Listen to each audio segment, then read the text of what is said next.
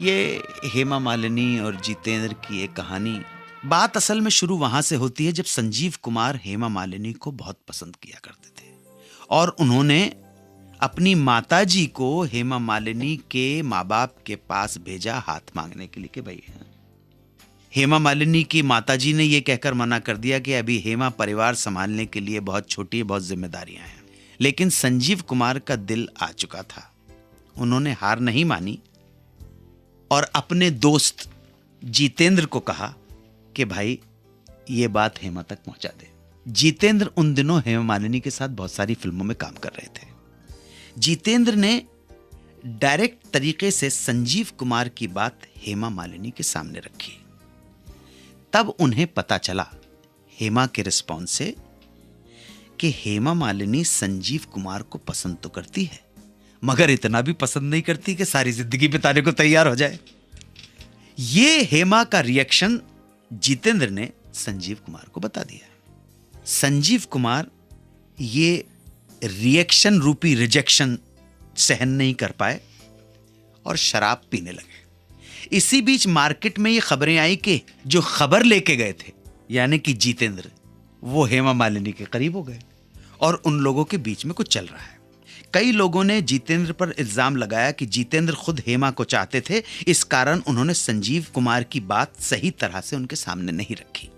लेकिन हेमा मालिनी की बायोग्राफी में इस बात का खुलासा हुआ है कि जब जितेंद्र को यकीन हो गया कि वह संजीव से प्यार नहीं करती और लाइन क्लियर है, तब जितेंद्र ने अपने दिल की फीलिंग्स का, जज्बातों का इजहार किया था। असल में वो दोनों बेंगलोर में एक फिल्म की शूटिंग कर रहे थे, दुल्हन जिस फिल्म का नाम था, और इसी फिल्म की शूटिंग के दौरान एक दूसरे की तरफ झुकाव बढ़ गया, नजदीकियां बढ़ गईं और इतनी बढ़ गईं कि दोनों सीरियस हो गए और बात शादी तक पहुंचने लगी। शूटिंग खत्म होते होते जितेंद्र ने पेरेंट्स को मद्रास बुलवाया और हेमा मालिनी को भी कहा। एक दिन दोनों परिवार हेमा मालिनी के बंगले पर मिले कि शादी की बात डिस्कस कर सकें, और मिले, काफी चीजें डिस्कस की गईं, मगर शादी कब होगी ये डेट नहीं डिसाइड की। उन्हीं दिनों हेमा मालिनी और जितेंद्र दोनों ही अपने प्रेमियों की तरफ से लगातार आते हुए फोन कॉल से परेशान हो चुके थे। जितेंद्र को रमेश सिप्पी की बहन शोभा सिप्पी, जो उनकी पहले काफी लंबे समय तक गर्लफ्रेंड रह चुकी थी, उनके फोन आ रहे थे, और हेमा मालिनी को धर्मेंद्र के लगातार फोन आ रहे थे। तो हेमा मालिनी ने जितेंद्र से कहा कि भाई शादी की जल्दबाजी नहीं करनी चाहिए, तुम पर भी प्रेशर और हम पर भी प्रेशर है, कुछ वक्त रुक जाना चाहिए। लेकिन जीतू साहब चाह रहे थे कि फटाफट जाके तिरुपति चलें और शादी कर लें। तब हेमा मालिनी ने कहा कि उन्हें कुछ वक्त चाहिए सोचने के लिए, मरता क्या ना करता। जितेंद्र ने चुप्पी साध ली, धीरज रख लिया और कुछ वक्त के लिए चुपचाप बैठ गए।